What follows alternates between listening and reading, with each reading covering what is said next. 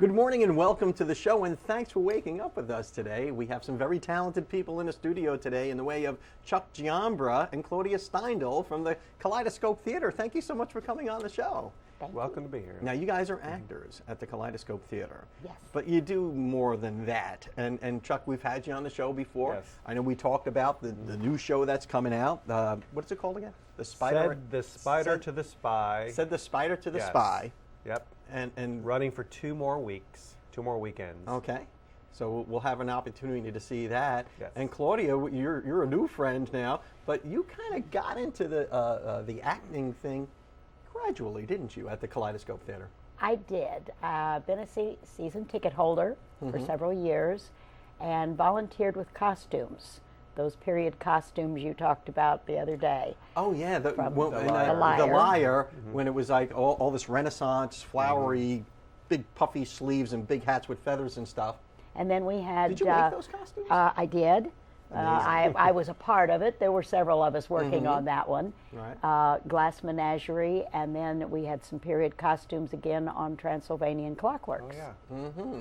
So you enjoyed the theater, and you went there obviously if you're a season ticket holder, and then got involved with the costuming and all that. Sort of like what Chuck did. I guess you were involved with the scenery and stuff as well, weren't you? Well, I just went right from the auditions just for straight to character. acting? Yes. Okay. Yeah, I don't. They So you don't jumped- give me a glue gun or anything. I just, So you or just paint. jumped right in Yeah. with the acting, but it was kind of gradual for you, wasn't it? For me it was, and it was just costumes. I had the opportunity to work on them.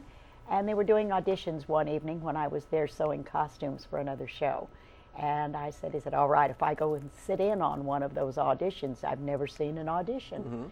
And they said yes. Well, Sandy was doing the auditions for this show. And Sandy's the director, I guess? Yes. She is the director, Sandy Wilson.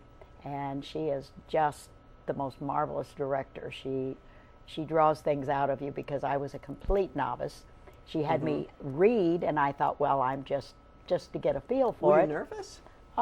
I really wasn't nervous because I didn't think I was really auditioning. I was more just reading for the experience. Yeah, yeah.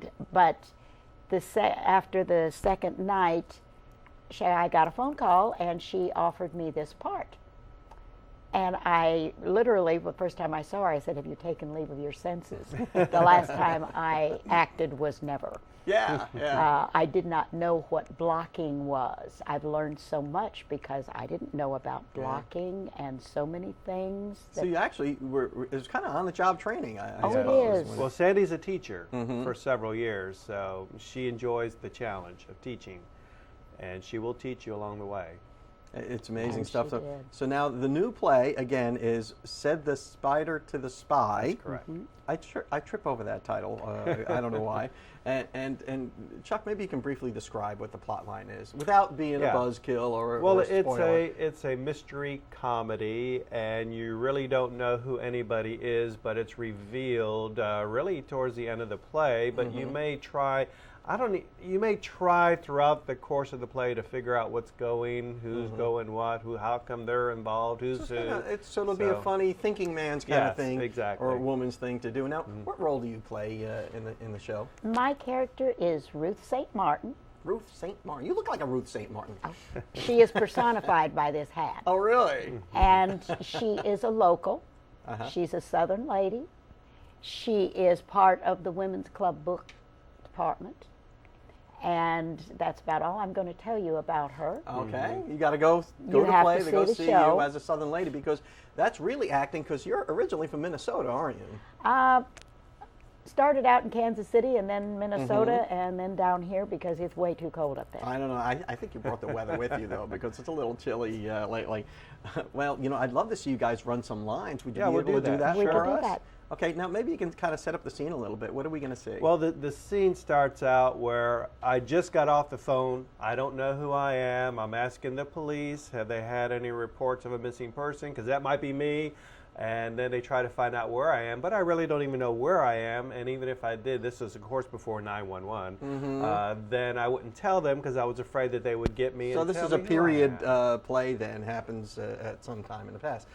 We got to run off to the local Sure. weather. After that, let's talk more about it, and I want to see you guys run some Okay. rides. I want to see you Good. wear that hat, Claudia. We'll be right back after your local weather. Welcome back to the show. I'm here with Chuck Giambra and Claudia Steindl from the Kaleidoscope Theater. Two of the actors in their newest production out there said the spider to the spy. Correct. I finally got it right. And now you guys are going to run some lines here. Now, again, we did a little brief setup before the Yeah. break. I just opened the door, and Claudia's standing there. She didn't even have an opportunity to act, and there she is, and there I am, and go on, Claudia. Okay. You frightened me. Oh, me too. I'm Ruth St. Martin. That's nice. Now don't tell me who you are. I won't. Believe me, I won't. You are husband of the great. I can see it in your face. Dexter Addison. It is you, isn't it? Your guess is as good as mine. Charming and enigmatic too. Your wife, is she home? Tell me she is. She is. I know it's late, but I just heard that she's here in town. Oh, news travels fast on the beach. As chairperson of the Women's Club Book Department, I want to implore her to speak to us. She will, won't she? Tell me she will. Yes, she will. I knew it. I just knew it. Thank you, Mr. Addison. Thank you so much. You're welcome. Now, where is she? Writing, perhaps. Pecking away at her typewriter, spewing romance over her caressable bond. I believe she's in the kitchen. Just like any ordinary mortal. I will wait. I will just perch right here and wait. Please tell her I'm here. Yes, I will. This will be the height of my season. Oh, look there, jogging down the beach. Isn't that Edna St. Vincent Millay? Where? Where? Oh, I love her. A rose is a rose is a... Mr. Addison, she can't be jogging. She's dead. I've already left the stage by now. You guys are great. That's so fun. I You, escaped. you guys just slipped into that a little too easily. It's She kind of had- scary, she had actually. to do a you know? southern It's accent, which isn't I know. natural for you. Not from Kansas City or Minnesota. Yeah, you don't hear that much in Minnesota, do you? Yeah. But you did really well. And why was I thinking of Betty White when I was watching you act? I don't know why. Very- I've worked. heard that. Yeah, have you heard that? I've Good, heard I'm that not before. the first. I don't feel so bad now. You guys are fabulous. That's great. So the Spider to the Spy. Yes. And it's at the Kaleidoscope Theater. Yes. And for the next 2 weekends. Yes. Yep. Yes.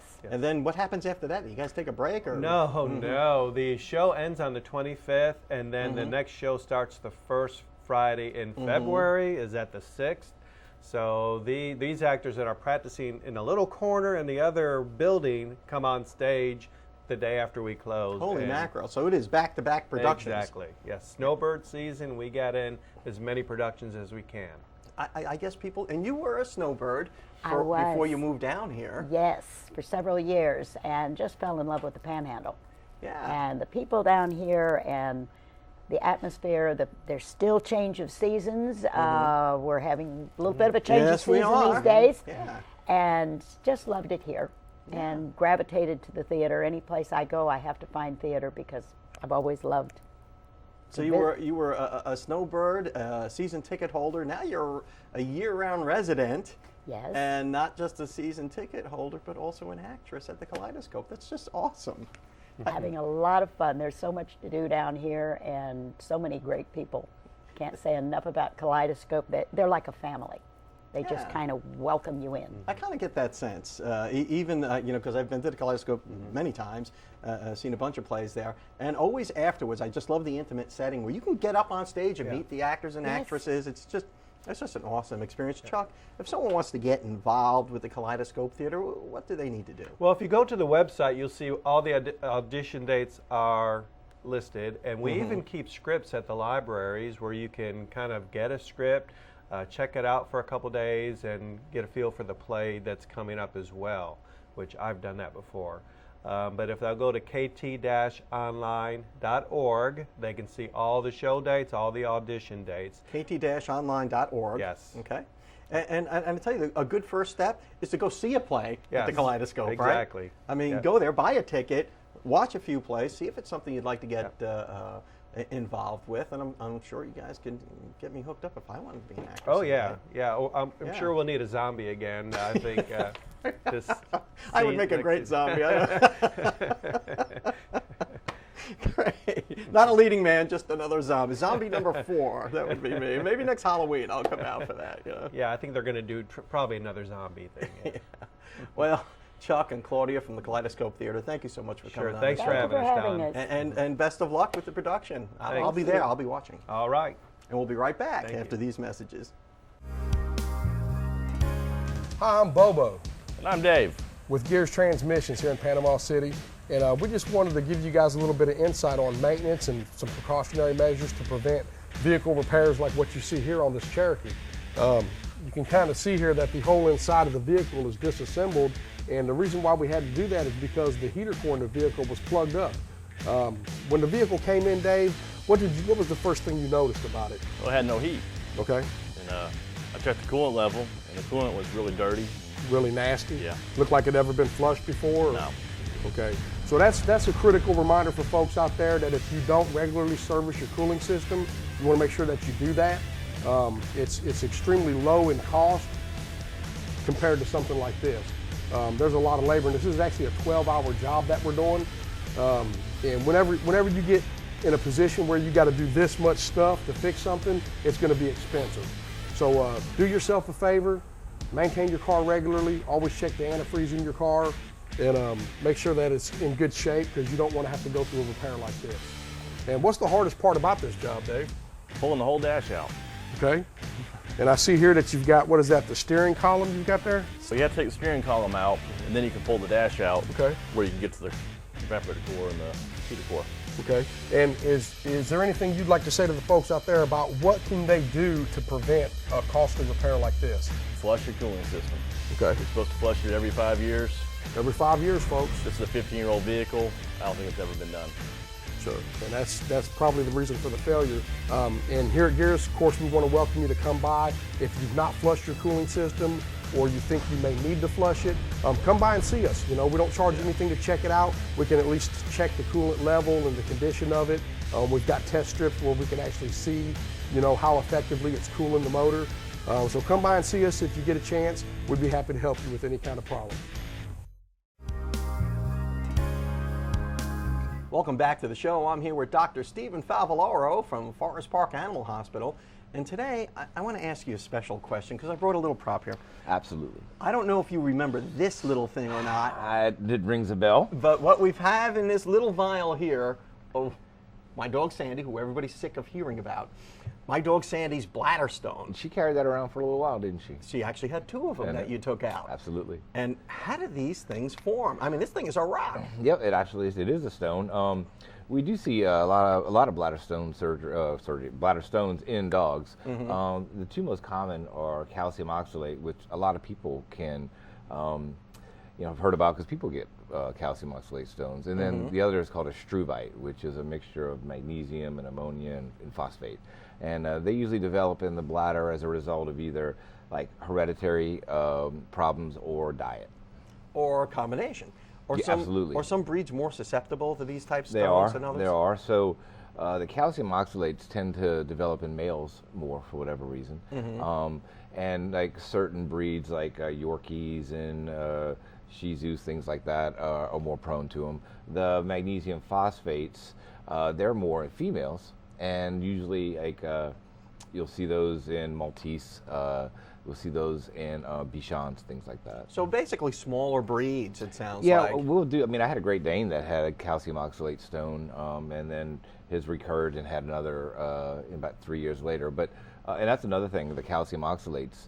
When they develop, I think it's like a 73% chance that you're going to have them again within 3 years. Really? And what kinds does my dog have? That is a struvite. Those are the magnesium phosphates. Okay, so what are the chances of this reoccurring? Well, actually, those are pretty good ones to have if you got to have them, because those can be prevented. Those are generally a result of, there is like the Bichon can develop those without having a bladder infection generally. But a bladder infection has to be key, because there's staph bacteria in there. They will produce proteins that the magnesium and phosphate that are in the urine combine to inform stones. And you can do it as quick as 2 weeks. Now, dogs are not the cleanest animals in the world, I suppose.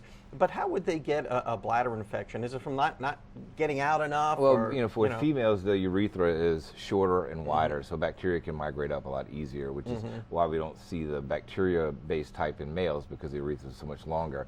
That combined with an alkaline pH and then diet, then these stones could form. So in essence, if you can keep them free of having bladder infection and then keep the urine acidic with certain dietary manipulations, then you can, have an environment where these stones won't develop. So if you have a smaller dog and you want to keep it healthy, you want to make sure that this dog doesn't get these type of stones, can you do anything to avoid that? Well, I mean, that's one of the things. It's like, how do you know when your dog has a bladder stone other than they start having trouble urinating, blood in the urine? One of the things is, for the magnesium phosphates, even if you feed just a pure diet over the counter, these dogs can still develop it. And sometimes they can have bladder infection, you don't know it. See, my wife blames the stones on me. Well, because I give the dog little treats. If you had the if I'm making a sandwich, she gets a piece of turkey too. Well, the calcium oxalates you can certainly blame on diet, but some of the ones that even if you do a very strict diet will develop them. But being that those are not the bacteria-based ones, and that we usually see them in males, a lot of it is like they just don't produce this hormone or this product called nephrocalcin in the urine, and that prevents calcium from binding with oxalate. And so if you don't have that, or it's just not developed correctly, that's generally how they develop it.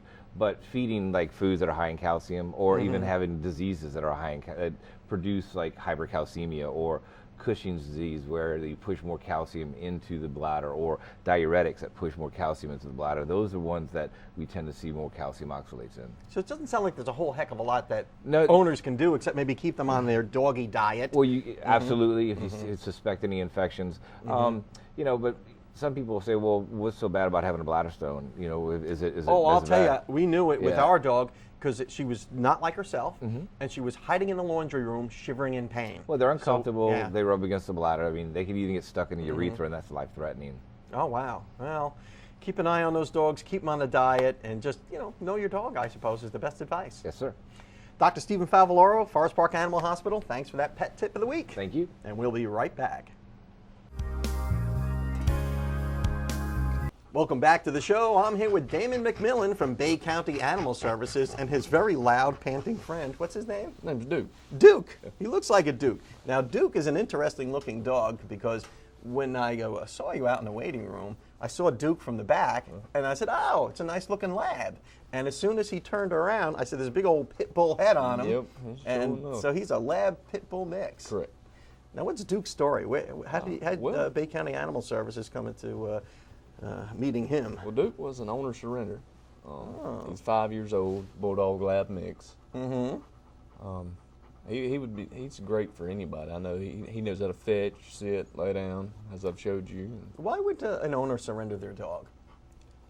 I mean, a 5-year-old dog, and this guy is obviously in pretty good health, super friendly, likes people.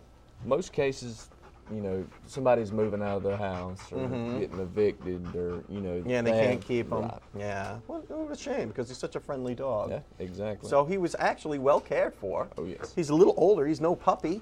Yeah, but to be his age, he's in great health and loves to play like a puppy. And just like all of you, and obviously he's had a lot of attention. Oh yes. So he came from a good home, and he needs a good home. He sure does, and he'd be great for any kid, inside or outside dog.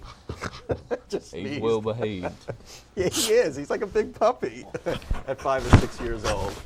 But pretty well behaved for the most part. Correct. Yeah. Now, of course, you guys give him the same treatment you do every other dog that comes in there. He's neutered. Yep. And he's got his chip. He's had all the shots. Correct. He's ready to go home today. Awesome. Now, how do we get in touch with you? It's 767-3333. 767-3333, and just ask and see if you can meet Duke. Yes. And he looked like he'd be a great family dog. He would. And he probably needs a couple of kids and a big backyard, Something to burn off calm him some of that energy. Down, fella. Good grief. Now, are owner surrenders a very common thing? Well, we get a bunch of them. Yes, it's very common. If you want a little lap dog, go to Big County Animal Services and adopt Duke. Duke, calm down, buddy. It's all good. He's a little nervous. He's on TV. Yeah. But do you know why do people surrender their dogs? We talked about maybe being in a situation where you're moving to a place where you can't have a dog, or maybe there's an elderly person who can't keep up with them, or and I can see this fellow really needs a good home. He needs a good home, and he needs a big yard to run in, and he needs to get some exercise. And if you don't have that for him, the best thing to do is to turn your dog in, isn't it? Pretty much. And then, when they do that, we take good care of them until we can find them a home. Well, Duke certainly seems like a handful, but he seems like a lovable handful at that. Damon McMillan, thanks so much for everything that you do to keep our furry friends happy. And always remember to spay and neuter your pet.